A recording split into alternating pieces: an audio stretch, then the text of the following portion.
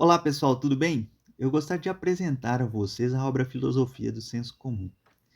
Bem, a primeira coisa a se entender é que a questão do conhecimento ela diz respeito a três temas principais: aquilo que nós conhecemos, quer dizer, os objetos, o modo pelo qual conhecemos essas coisas e a nossa própria capacidade de conhecer. Nessa obra de Liv, a investigação situa-se principalmente naquilo que conhecemos em sua existência fora da mente. Ah, Historicamente, a filosofia do senso comum surge em resposta à perspectiva representacionista em filosofia, inaugurada por René Descartes, segundo a qual o que conhecemos primeiro são as representações mentais e não as coisas mesmas. Essas representações são entendidas no racionalismo como ideias e no empirismo como sensações. Nessa perspectiva, podemos enquadrar também o subjetivismo de Kant, em que o sujeito constitui o objeto do conhecimento e a coisa mesma permanece inacessível a ele. Livre vai se contrapor a essas teses por uma investigação do fenômeno cognitivo que busca identificar os seus elementos materialmente metafísicos, como, por exemplo, o existir do mundo. E por uma investigação lógica, mostrar que essas verdades, esses elementos, são fundamento de conteúdo do conhecimento. No primeiro capítulo, o autor vai tratar das diversas acepções do senso comum e das funções epistêmicas que lhe foram atribuídas, quer dizer, o valor de razão que lhe foi dado. Livy vai tratar dessas acepções para mostrar que elas são insuficientes para estabelecer o realismo metafísico e para tratar do problema do conhecimento, assim como para encaminhar o próprio tratamento dele das primeiras certezas, primeiras verdades. Primeiro, ele vai tratar daquelas acepções que negam o valor cognitivo do senso comum, seja moderadamente, seja absolutamente.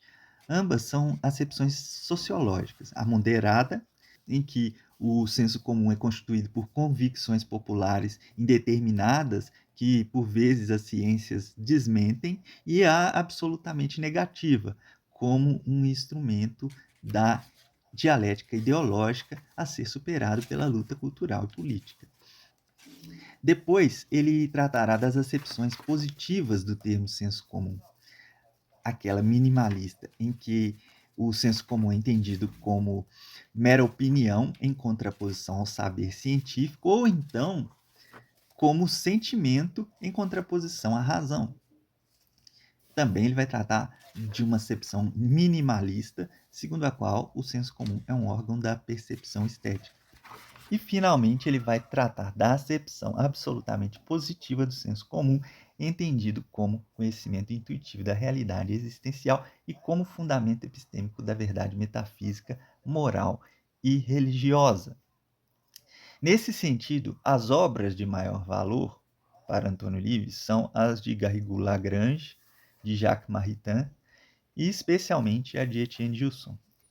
É importante a gente notar aqui que, em contraposição aos autores anteriores, seguindo mais de perto o Etienne Gilson, ele não vai tratar da questão das primeiras verdades ou certezas do conhecimento em termos de primeiros princípios, mas sim de evidências e certezas primeiras do próprio existir das coisas concretas e de seu fundamento, que é prévio aos próprios primeiros princípios e os fundamenta. Livre conclui que as abordagens anteriores do senso comum são insuficientes. Assim, no capítulo 2, ele vai apresentar a sua proposta de uma nova filosofia do senso comum.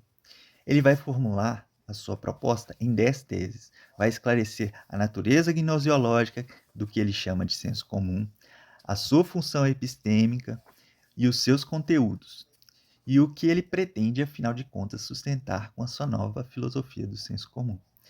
É importante notar que aqui ele já está no campo da crítica do conhecimento, ou seja, de estabelecer os fundamentos, onde ele faz uma fenomenologia do conhecimento de modo a revelar aquele componente materialmente metafísico do conhecimento. E a perspectiva dele é aquela de colocar o senso comum no sentido de primeiras verdades e certeza, continuando, indo muito além das propostas anteriores que ele analisou. Aqui ele define o que se entende como imediatez do conhecimento, como juízo, como verdade e certeza.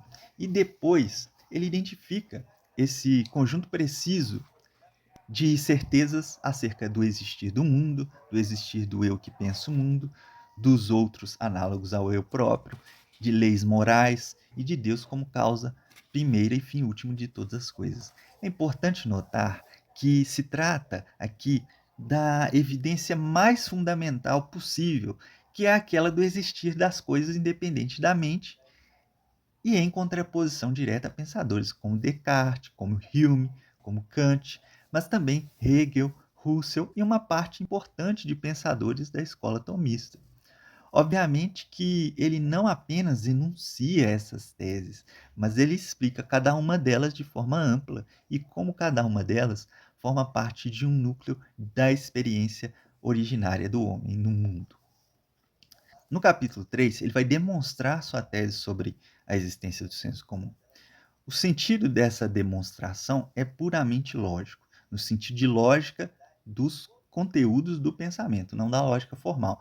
Ele vai propor uma regressão lógica para mostrar que essas certezas, em seu conjunto, são primeiras, ou seja, não há premissas ou condições de possibilidade do pensamento anteriores a elas, mas elas são, consequentemente, as premissas e as condições de possibilidade de todo outro qualquer juízo que se propõe como verdadeiro, quer dizer, aqueles juízos que se pretendam dizer que as coisas são e o que elas são.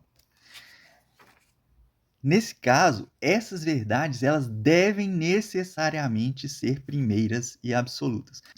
Caso contrário, os próprios juízos com pretensão de verdade seriam impossíveis. Não poderíamos, neste caso, sequer pensar algo concreto. Pela regressão lógica, se demonstra, portanto, a necessidade desse conjunto de certezas. E dentro desse conjunto há uma precedência.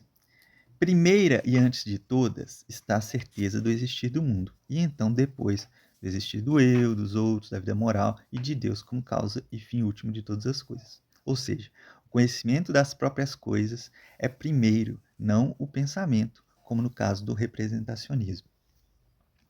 No capítulo 4, ele vai mostrar as consequências para o saber por inferência e por testemunho da existência e da função epistêmica do senso comum, como demonstrado por ele anteriormente. Ou seja, do senso comum como núcleo fundamental da própria experiência que garante a verdade de qualquer outro pensamento ou expressão linguística subsequente.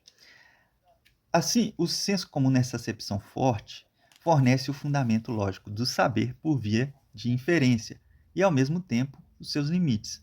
Quer dizer, as ciências não podem negar qualquer uma dessas verdades, porque ao negar qualquer uma delas, ou o conjunto delas, eliminam a própria condição de possibilidade desses saberes, eliminam o fundamento desses saberes.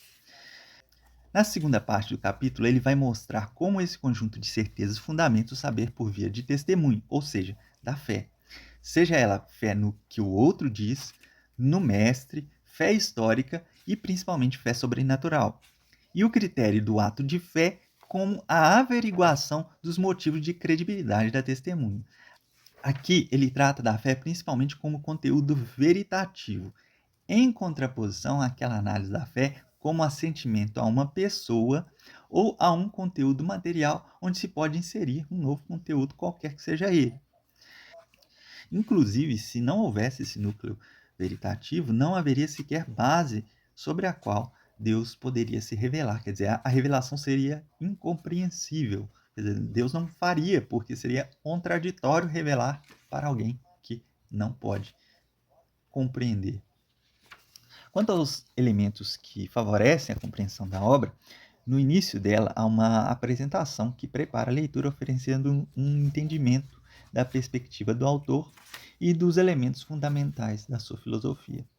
Quanto às citações, boa parte delas foi preservada no idioma original e traduzida.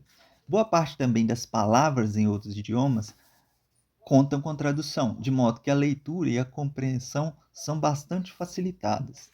Bem, se você acredita que o livro vale a pena ser lido, compre no nosso site actusescente.com.br e, se possível, envie para um amigo interessado para divulgar o nosso trabalho. Muito obrigado e até a próxima.